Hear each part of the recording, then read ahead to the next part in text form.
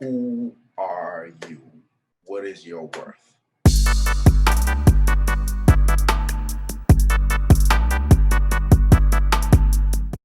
Hello and welcome back to another conversation.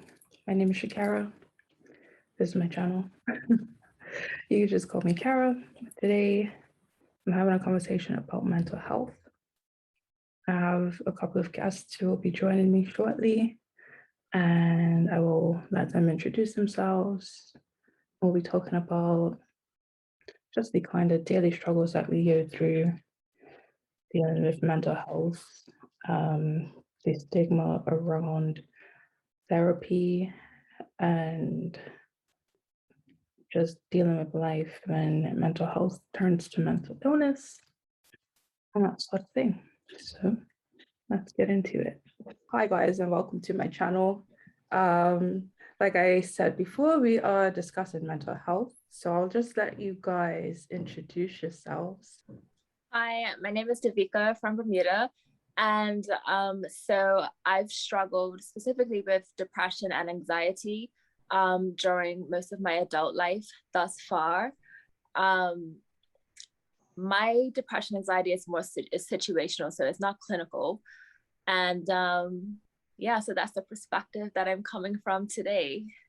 My name is Eric Sweeting. I am from the Bahamas, and my own also isn't clinical. I suffer with anxiety at times, and then also the unfortunate habit of overthinking life. I did struggle with depression for a bit. And I think like I took this test and it was like one under clinical. And I do have some like anxiety, but for me, my biggest struggle is imposter syndrome, in which I just don't feel like I'm good enough at anything I do. And anytime like people will see me and think that I'm so great at all of these different things, and I'm like, yeah, but you don't know that I actually don't know what I'm doing. So that is my main struggle. And yeah, so I guess I can pose it as a question. So you, Davika, you mentioned that you struggle with depression and anxiety and it's situational.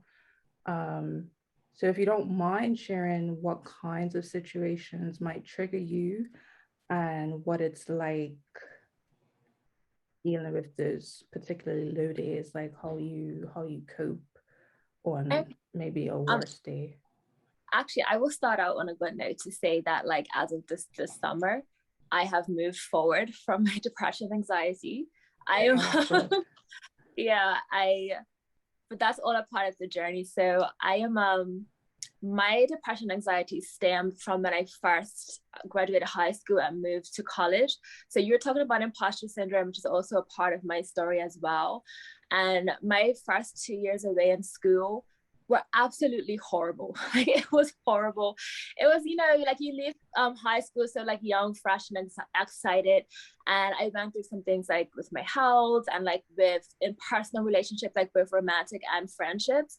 And it was not what I was expecting. And so I took all of that on, and I remember like being just so stressed out about it at the time that like my grades started to drop, and like eventually I had to tell my parents like, look, like I need to come home, like I know like I'm depressed right now. And like, so that was my first experience with depression.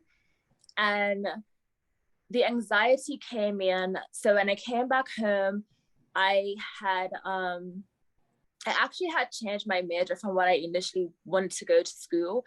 But because I had wanted to be one thing for so long, I didn't know like what else to do with my life.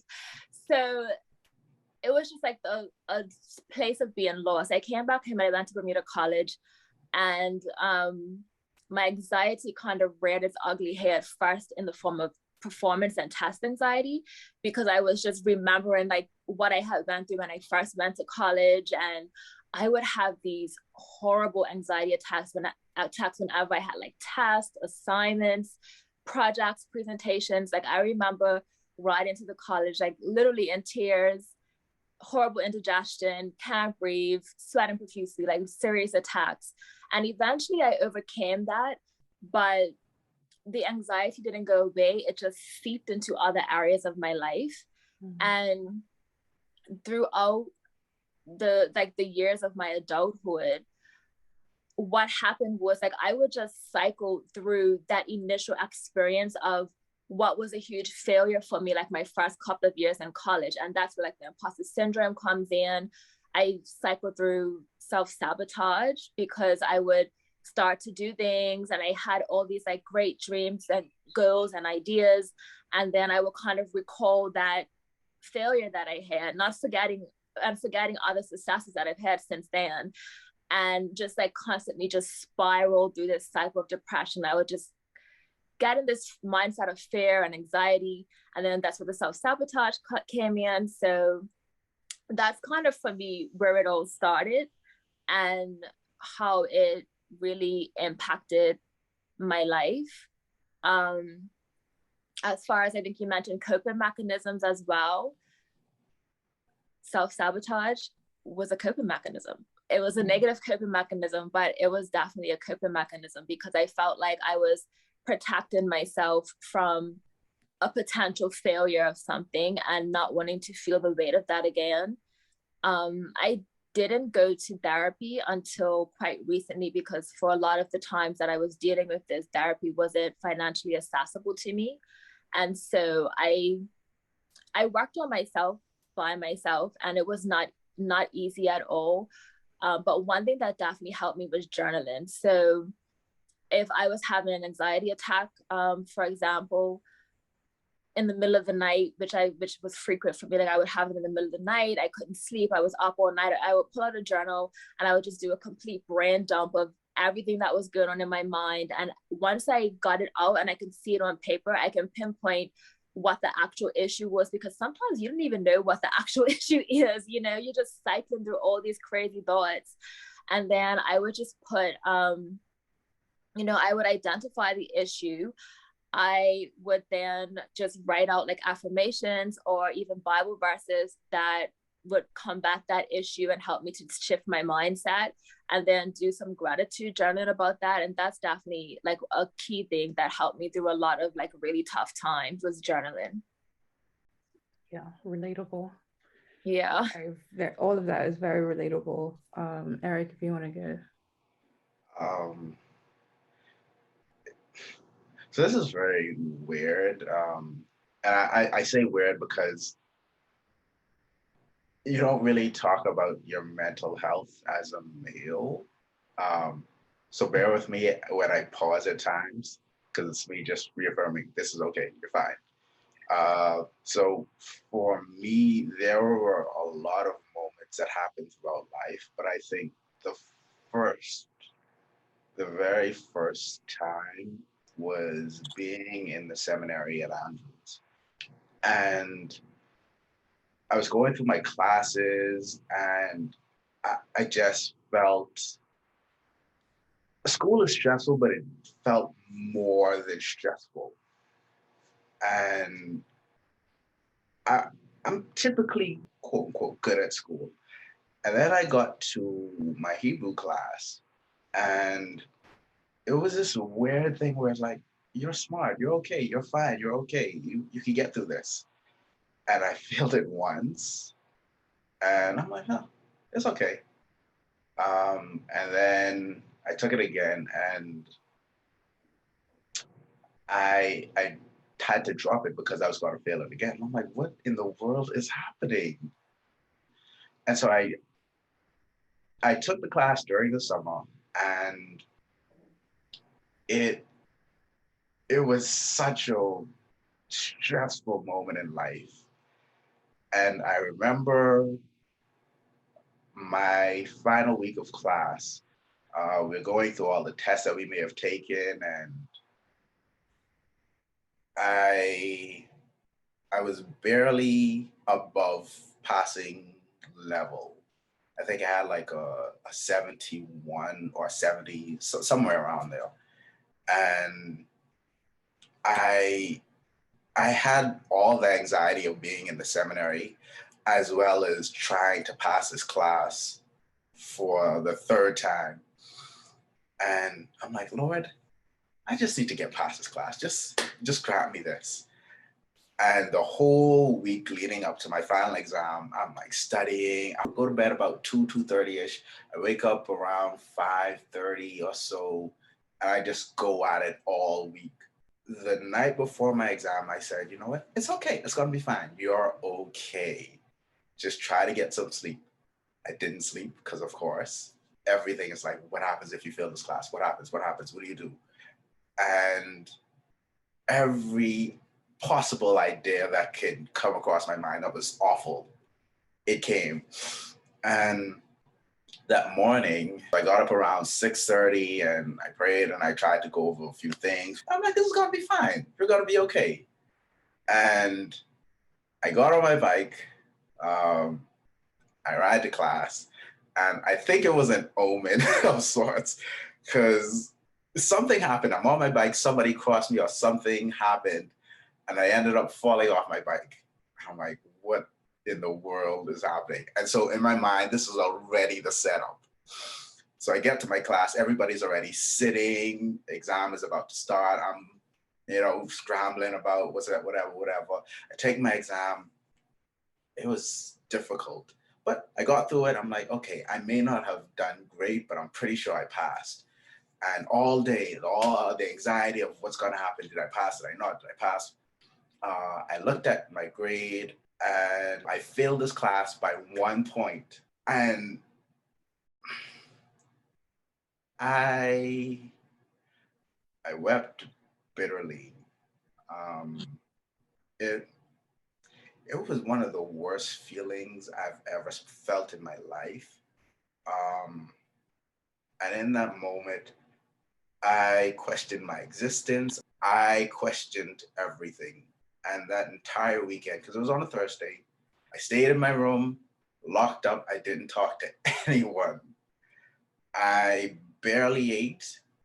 I was sick the entire weekend. It was a strange experience. It felt like it took a portion of me.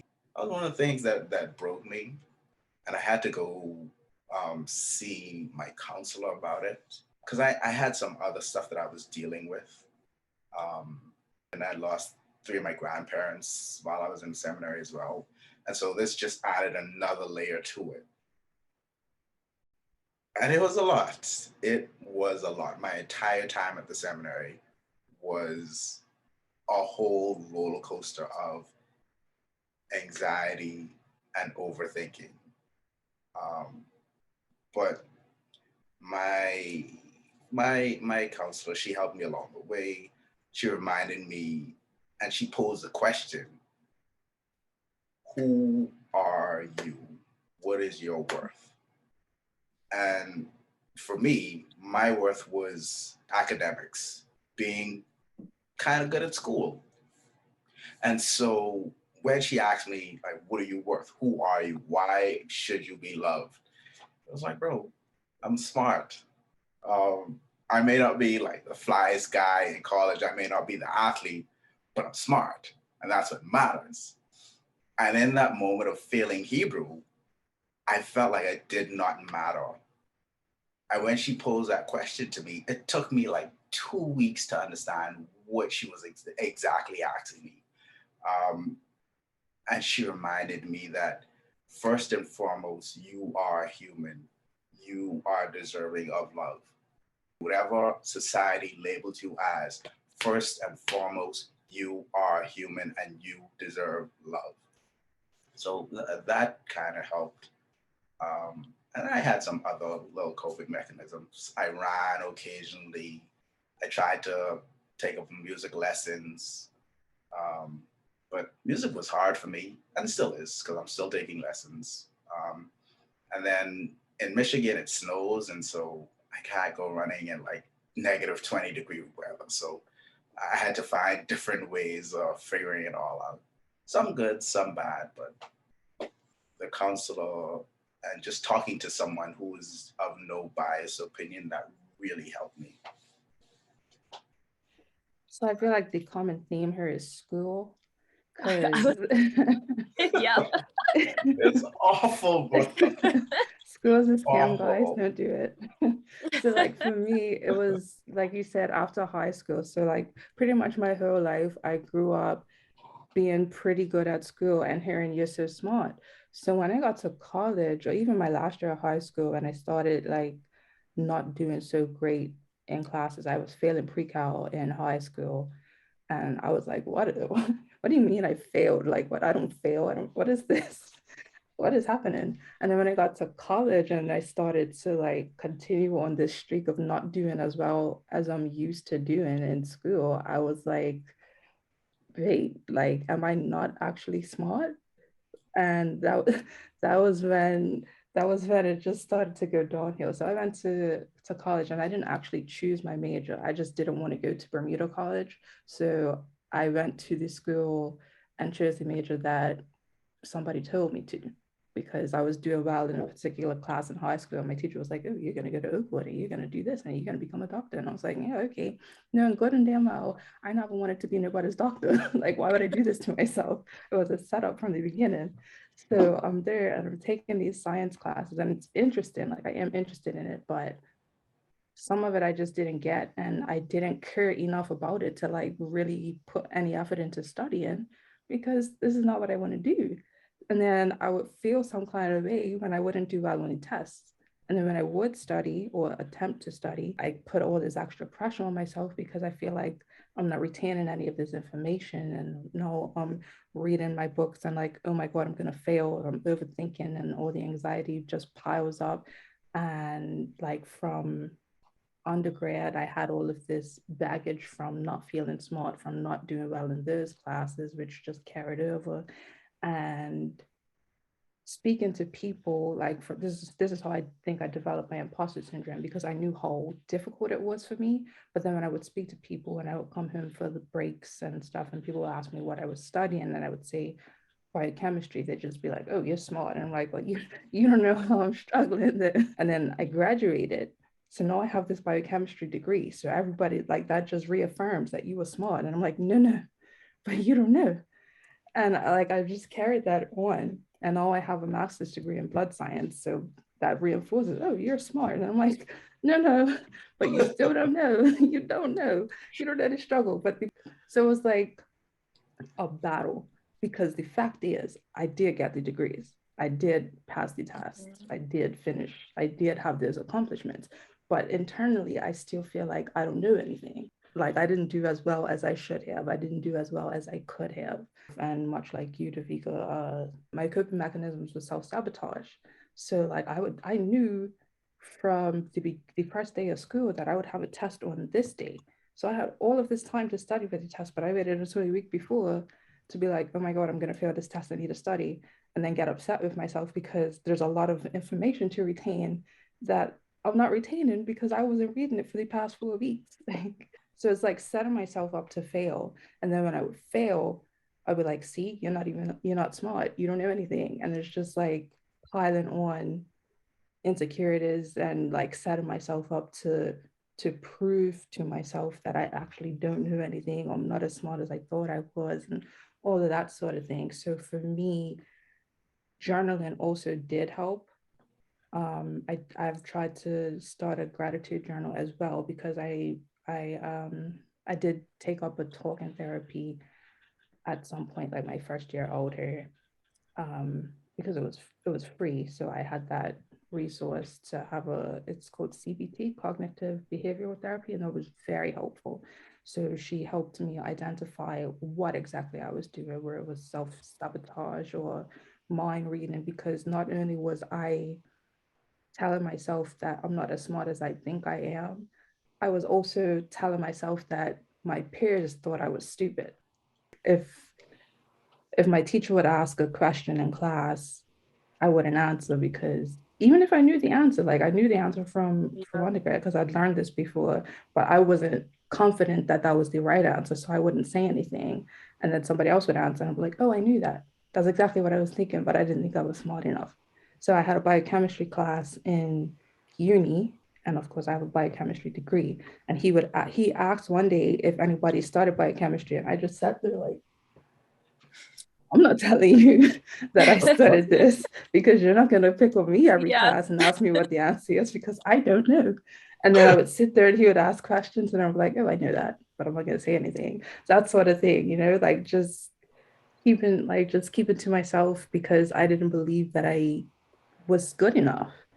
And what really helped was just having that therapy and taking the time to actually write out what I was feeling because, like you said, a lot of times you don't really know what it is. You just feel down. So taking the time to journal and just like write whatever is in my head, I have the ability to get that pressure off and then be like, oh, so it was a lot of things. A lot of times it's just a pile up of things.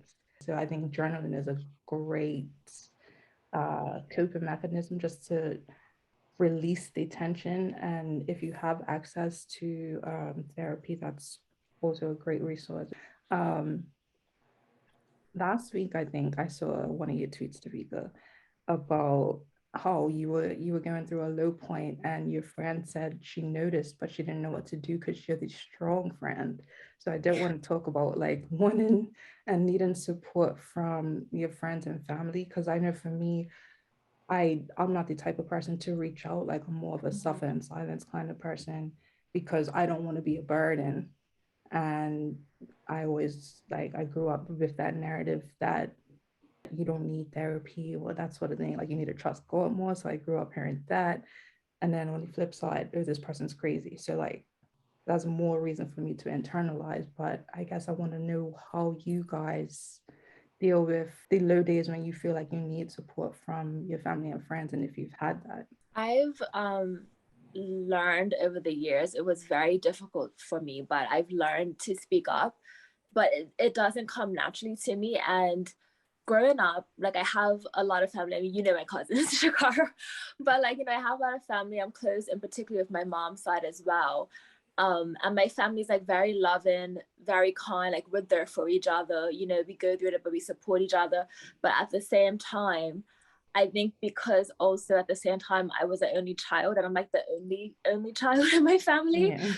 So I don't know if it was because of that, but I've always been somewhat of like a loner kind of a little bit.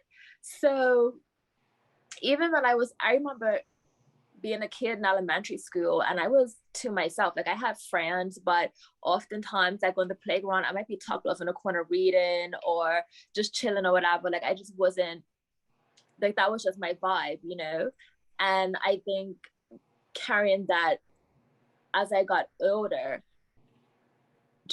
I guess I just turned that into being a private person. So even when I did start to become more sociable and things like that, like when I got into like my teens and my early adulthood and going to college and making friends, I do have that same experience where like I just kept a lot, kind of to myself. And also like up until I went to college, I didn't really deal with any major things that were disruptive to the point where I felt like I was struggling mentally. Most of it like stemmed from like early adulthood experiences.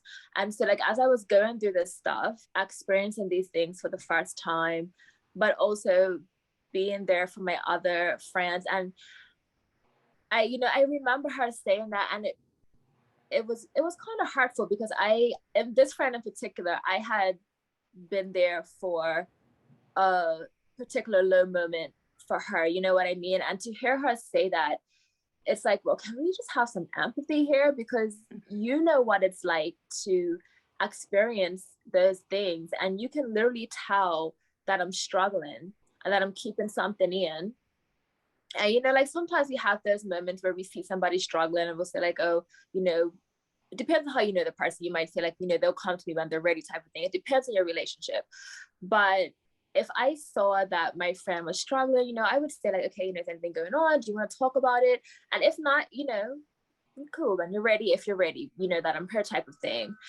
And so that was difficult. And I think it was something that reinforced a belief that people were not going to be there for me in the way that I was there for other people, because I'm a very empathic person. I make myself available to people I'm the helper. Like that's my personality. Like, I always want willing to help and, share my love and things like that. And I can look back, over my life and see a lot of experiences that I've had with like friendships and relationships where that was not reciprocated. And that like just further reinforced, like I said, that belief that people were not going to be there for me in the way that I need them to. And I think from that, I learned to just keep things inside, which of course makes things worse because we're not supposed to. And it wasn't really until I got into my relationship with Calix that like he encouraged me to speak and to be open. And so that relationship helped me to grow in that aspect. And it was still difficult for me. It took me a long time to be comfortable doing it, but over time I had to like push myself. It's hard. It's like exercising, if you're a person that doesn't exercise and you say, okay, I need to get healthy, I need to get fit, let's go exercise, and you're going to jump in, it's going to be difficult because you're not used to moving those muscles. It's like the exact same concept. And so I had to really push myself to be open with the people in my life and let them know that this is what's going on with me. This is how I feel. If I feel triggered right now, this is what triggered me and this is why. And, here's how you can help me if you want to help and things like that. And so the more that I practice that, the easier it gets. There are still times, even now, where I feel a type of way and I still do hesitate and I hold my feelings back. I try to rationalize my feelings, which is not a good thing to do. Or I get dismissive of my own feelings. But when I do recognize myself getting in that mindset, I can recognize it more easily now. And I know because I've been exercising that muscle, so to speak, that I do have people around me that I can go to that will listen to me or if I'm asking for advice, give me advice or just be there for me, and provide like a safe space. I think all of us kind of are in the same boat where we suffer in silence. I'm not one to share just straight across the board. And so whether good things happen, I don't really share. If bad things happen, I especially don't share. But I've over the years, I have developed relationships with people, and I realize I have different sets or different friends for different things. And more often than not, a lot of my friends have been people who've inserted themselves in my life, not for my willful participation. But those people who inserted themselves in my life, those were the 10 toes down folks. I have a family. My family is large. My mother has 8 siblings and everyone has 2 kids. So that's 16 cousins off rip that I have. And so I can kind of talk to them about certain things, but I have 1 or 2 that I'll message on the side and say, hey, what's up? Such and such is happening. My oldest cousin, Nicole, she's kind of like the emotional person. And so she senses when something is off. Like when I was going through my period of Hebrew being a thing, like I said, I shut down for that entire weekend. And I think that Friday afternoon, she noticed that I hadn't said anything in our group. And so she called me and she asked, hey, are you okay? What's happening? How you feel? And I mean, I told her I was okay. I wasn't, but she's one of the folks that as time progressed, I was able to tell her, hey, in this moment, I felt such and such a way. There are times when I wouldn't share in the moment, but after I've kind of thought things through, I go back and I share with her, hey, at this time, such and such was happening. She's also threatened my life when I like don't say things. So she always tells me when you are going through something, even if you don't feel it, just call me and we'll sit on the phone and we'll talk. And so I love her for that. I also have a lot of friends who, like I said, inserted themselves in my life and they are 10 toes down. And so if I am not doing well, they'll call me, or when I was in Michigan, they would come by. Even my roommate, when I was there, he was very stressful because we were complete opposites. And so I would be locked in my room, just ruminating, being sulky, and he'll just come in my room and he'll just, hey, how you doing? What's going on? I'm like, sir, I am in despair right now. What do you want? But in the artist's way, it created a space where I can just tell him certain things. And so that was, like I said, a gift and a curse. I remember when I had graduated and I was trying to find little different job opportunities and nothing was panning out. And I was, well, apparently I was depressed because I would go to bed at like 3. I would wake up at 1 or 2 in the afternoon, sit on the couch, don't do anything. I wouldn't want to eat or anything of the sort. And he, along with a few of my other friends, they would stop by, hang out, we'll watch movies, laugh, talk. And those were the things that kind of helped. And I think that people people think that you have to ask what's the matter. You don't have to ask what's the matter. You can just come by if the person is open and willing. You can come by, hey, how's it going? You want to watch a movie? And you just sit there and you're with them. People fail to realize what the moment entails where you can just sit and let that person be.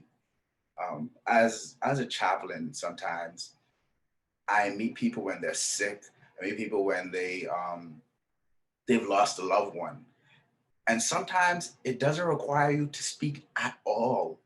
You're just there with them in that moment. You are in the trenches with them as they are dealing with whatever it is that they're dealing with. And so you don't have to say anything. You can just be there. You can watch a movie with said person. You can make jokes about something that's not even relevant to what they're facing right now. Just being in the moment and being present with them, that often can make a big difference. Um, and also, I will give credit to you because as much as we argue, a lot of our friendship is based on how you doing, what's up, just checking in. We may argue all the time, at least twice a day, but in that twice a day, you will say, anyway, how you doing? Or anyway, just checking in. Or you will just share with me either something that you're going through, or you will allow me to share what life is doing right now. And at least once a day, you will say, oh, something may be going wrong. And I may say, this thing is going wrong. But the two of us in the trenches and we fight for our lives together. And it's nice to know that, yo, my friends are going through, if not the same thing, we're going through the things together. So, just sharing, I think, also helps, you know? That's basically the whole idea behind this project, is to show people that would never actually have learned. That's why I have these kinds of conversations, so that anybody watching who may be experiencing the same sort of thing can be like, okay, it's not just me. I love when people say that to me, like, oh my God, I'm not the only one. Like, because all these people in the world, there's no way that you're going through whatever it is you're going through on your own. And it can be really overwhelming to feel like that. But it's nice to know, it's always nice to know that you're not by yourself. Um, I think, Davika, you mentioned being an only child and that being part of why you're so to yourself. And I think that's sort of my same thing because I grew up on my own as well. And so I guess I didn't have anybody in the house to like really talk to and share things with, like how many siblings kind of have a built-in best friend or somebody that you can share everything with. So I think that could be a common theme among us with the whole privacy thing. You just get used to being alone and not really having a person, I guess, to share things with. So I think it's good that in our adult lives, we've found people who help us to open up. And even though we can still be private, it's nice to know that you have that someone there whenever you need them. Um, so next thing I did mention before that I at least grew up hearing like a negative connotation surrounding therapy. And I think we've all tried therapy at the very least. So I guess I just want to talk about how that's been beneficial to you. I know I went into mine, like the CBT was very helpful to me. It's not anything I thought it would be. Like I always imagined therapy like how they portray it on TV. You know, you go into a room, you sit on a couch, you talk, and then you go. It's not like that at all. It's a lot of work. It's a lot of work, and I think it's very helpful. So I've done CBT where it was a lot of like self work and just introducing the different themes of what you may be experiencing. And then once I finished that, I did get an actual therapist who I can like have a talking therapy with and kind of get to the root of things, which again, like I don't do that as often because that's a self-funded thing, and these these very important resources aren't always just readily available to the regular person. So um I guess I want to hear about you guys' experiences with your therapist and how they've helped you. So yeah, like I did say earlier, for most of my time struggling with this, therapy wasn't financially accessible to me. So I did a lot of, struggling, figuring things out of my own. But actually, my first experience with therapy was actually last year. And I ended up signing up for BetterHelp.com. I don't know if you guys have heard about that, but I could recommend it to everybody because the price is great, number one, and the service is amazing. So anybody looking for more affordable therapy, and they even give you like you could also apply for financial aid to make it even cheaper than what it is. But I think the base price is like $45 a week, and I had weekly 30-minute sessions with my therapist through like video chat. But that experience was utterly mind-blowing for me because even though I did it for a relatively short period of time, I was able to clear through so much in that short period of time versus DIYing it all those years and pushing along.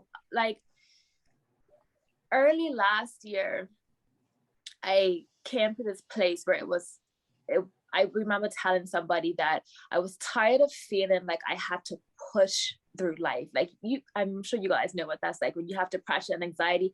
Everything is a push. It's literally like you're trying to push your car out of a muddy hole or something like that. Even the slightest task. And I remember saying like, I want to know what it's like to just glide through life. And looking at my experience going through therapy, it started to give me just glimpse of that. And it's, people might say, oh, well, you have your friends and family to talk to. It's not the same. It is not the same. Friends and family are great. I love my friends. I love my family. They listen to me. They do give me helpful advice. Like they're there for me. But this person is clinically trained and experienced to help you work through your issues in a way that your friends and family could never, unless they are also therapists. So I tell everybody, like, even if you don't think you need it, sign up. Like, trust me, it'll make your life great, So it was an amazing experience for me. And I can't, like, I know for me and my family, like, I am a Christian and I grew up, you know, in a Christian household, a Christian family. But I can't say in particular that therapy had a stigma, like, from, like, within my family. But, you know, you did mention earlier, Shakar, like, you know, when you have, you know, you heard that mindset, like, just, you know, just give it to God. And I'm gonna be honest with you.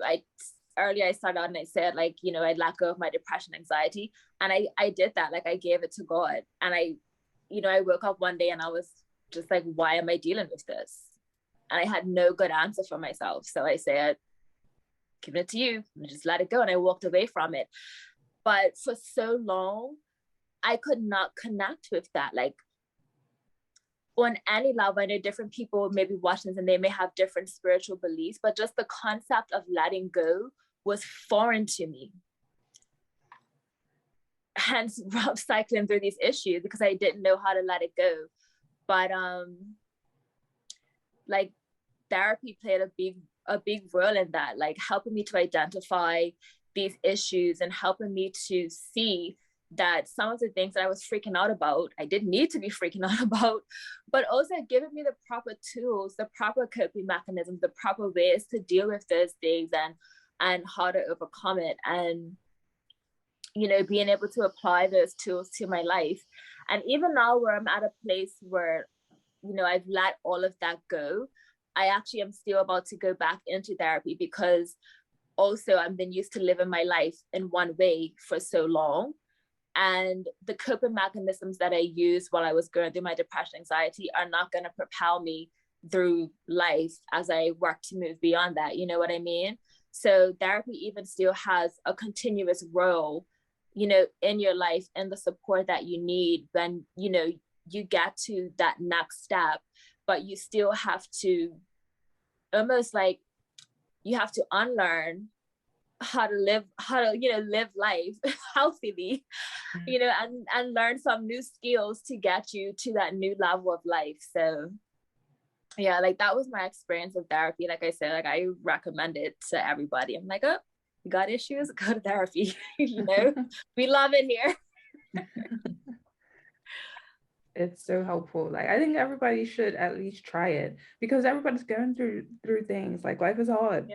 And like something you said earlier, like you feel like you're pushing through life. I used to say that all the time. Like, I used to be talking to Eric all the time. Like, life is not supposed to be this hard. Like, I just want to have an easy day. Exactly. I just want to feel free, Jizzle. Like, it's not supposed to be this hard. I wholeheartedly believe that. And honestly, like, going to therapy has like lessened the load a lot. Just like, it's nice to have that platform to just release something. And it's not the same as talking to your family and friends. Sometimes it's easier to talk to a stranger, and it helps if that stranger is a professional, like trained to help deal with these specific issues. Like, my personal therapist, she be like, low-key my friend, like she be shouting at me like, what is wrong with you? And I'm like, it's just it's nice, you know. It's nice to have that unbiased opinion, or just not even opinion, because like really all she does is listen and ask questions and be like, okay, well, why did you do that, or why do you think that? Or I'm like, I don't know. It's like, you know, like just think about it, you know. And it's just having that unbiased, unjudgmental third party to listen and help you deal with your issues or help you work through what the actual issue is so beneficial. It was great. I only say great hesitantly because I had assignments that I had to do, and it was hard considering who I was. Like there was a point where I didn't want friends, or I didn't want to be with like people, period. And we explored for a bit, and I realized that I kind of do need people. And then there will be times where she assigned me to randomly talk to like 5 people. I'm like, miss, I've told you I do not want to talk to people. So your assignment is for me to talk to people. How, what? But the things that they require you to do is for your benefit. Another time, she told me because I had some self issues, and she told me you need to write down such and such. You need to repeat these things, and I'm like, but I don't believe this. This is nonsense. And she explained that it would be weird the first however many times you do it, but you have to, like you guys said, you have to break down what you had before so that you can lay your new foundation and build something different. And so I had to do that, and it was a task, but I still hold on to those ideas, those principles, and I now know why I thought the way that I thought. I know why I talk to myself the way I talk to myself. Um, and it was refreshing because one, it felt like a safe place. And I knew in my mind it was a safe place. It was the school counselor at Andrews. And so I walked in there saying, this lady gonna have to give my secrets or else I'm suing everybody in here. Um, and they're required by law, obviously, not to discuss your personal things. Friends, family, they don't have that kind of stipulation. They don't have a contract saying you're not allowed to share whatever, whatever. They are required to keep whatever it is, unless it's of a harmful nature. They are required to keep whatever it is that you told them completely confidential, and that made me feel very safe. Um, so there was a safety, the ability to express how I felt, um, and there was no judgment. Um, as a male, sometimes there are times where you shed tears. I was like, you're not supposed to cry, bro. This ain't nothing for you to cry about. Or big man, don't cry. Uh, from my culture, it's kind of like we don't do therapy. We don't do counseling. Counseling is for crazy people. You pray away whatever feeling that you have. You go to the pastor, who is not clinically trained, by the way, but whatever. Um, there is one pastor that I knew who actually did the work to become a licensed psychologist. Everybody else is just Bible and vibes. And so culturally, I didn't have the therapy experience. We didn't do that kind of thing. You do not do that kind of thing. When I went to school is when I experienced it and I realized how freeing it was. I can be sad, I can shed tears, I can feel the way I feel, I can feel the feelings that men are not supposed to feel. It was such a safe space. I think that was the biggest thing for me. My friends, my family, they're cool and everything else, but being able to safely express what it is that I'm feeling in this moment and have either no judgment or have some semblance of a biased opinion. Because ultimately, your friends and family are going to have some biasness to them, whether it's for you, whether it's against you, they're going to have some level of bias. There may be some things that you want to talk about them. And it's like, oh, bro, I can't talk about you to you because it just don't work. Um, so just having that safe space, that unbiased space, it meant a lot to me. It meant quite a bit for me. So I encourage everybody, like you said, you have things, go. Life be life in, go. Just just go. Even if you just feel like you need somebody to talk to, you may not be even dealing with some big trauma of the sorts.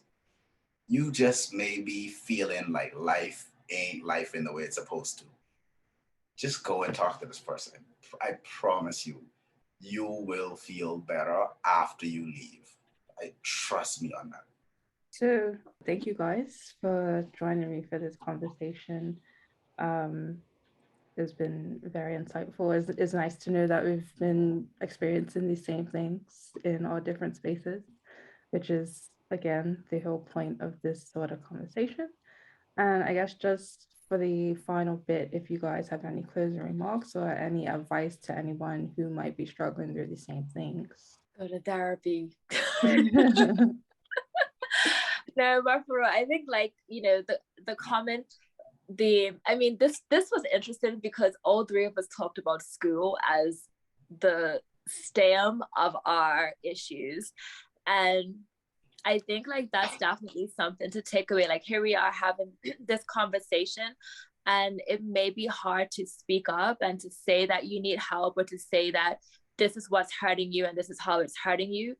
But you have to like take that dive. Like you can work on yourself by yourself for however long, but taking that leap and acknowledging to the people in your life who love and care about you, going and getting the help that you need, that therapy, that's gonna make your journey a whole lot easier and a whole lot smoother. And it's always gonna be work.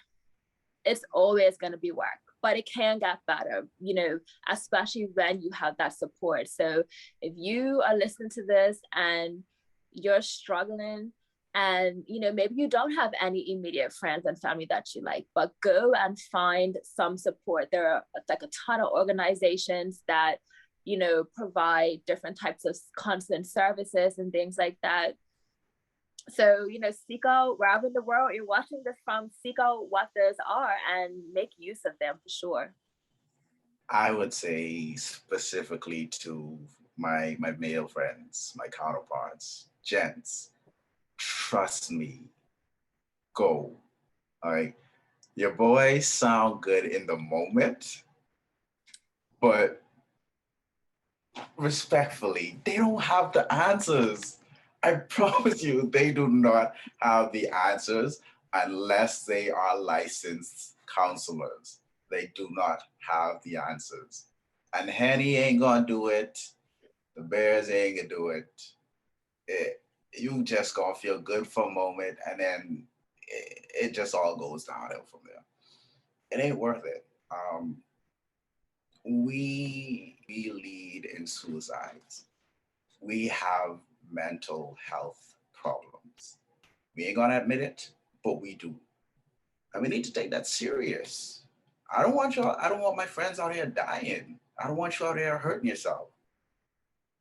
Just talk to somebody. You don't have to voice to the world that I'm going to this place or the next place because of whatever backlash or stigma you feel like you may get. You can go in private. Just go. Just talk to somebody. It is okay, because you're not the first and you will not be the last. Just go, air out what you feel, how you feel. Just express yourself. Give yourself the ability to express your feelings, how you feel, or what you feel needs to change. Why are you so angry? Why are you so sad? Why do you feel whatever it is that you're feeling? You are afforded that ability. You are afforded that space. This isn't just about being soft or being about whatever it is, whatever stigma it is. It's about being a better human being. So, gents, go. Just go. And to piggyback on you guys, take care of yourselves. Go to therapy. It's helpful. I do recognize that it's not always feasible. So one thing that we mentioned earlier is journaling is very helpful. It's not as helpful as therapy because some you you need that outside person, but you got to do what you can. Do what you can to take care of yourself. Be kind to yourself. So if you can't afford therapy just now, try journaling, try gratitude journaling, especially. That's very helpful. Yes. Oh, I just wanted to add, I'm so sorry. For the introverted people and the people who quote unquote don't like people, do not isolate yourself. That is a thing that I do, and it doesn't help because you end up sitting in that deep dark hole by yourself. Allow your friends to help you and tell them when they're doing too much, but just allow your friends to help you. Allow them to sit with you, talk with you. Allow them, please. Carry on. Sorry. Yeah, gratitude journaling is very, very helpful, especially on the low days. If you can find at least 3 things to be grateful for, you might notice a change in mood. There are, like Davika mentioned, BetterHelp. This is not a sponsored video, but BetterHelp is a good tool. It's more on the affordable side. If you're in the UK, I did cognitive behavioral therapy through, I don't remember what the company is called now, but it was free. So these options are available to you if you're willing to look for them. But yeah, take care of yourself, guys. Go to therapy if you can, journal if you can, and just be kind to yourself. Thank you guys so much again for having this conversation with me. Thank you for having me. Thanks. Of course. Appreciate you. Tag everybody. Make sure you follow Davika and Eric on socials. They'll be tagged below because we don't remember things. And yeah, thank you so much for watching this video. If you enjoyed it, give it a thumbs up. Make sure you leave a comment and don't forget to subscribe. Thank you.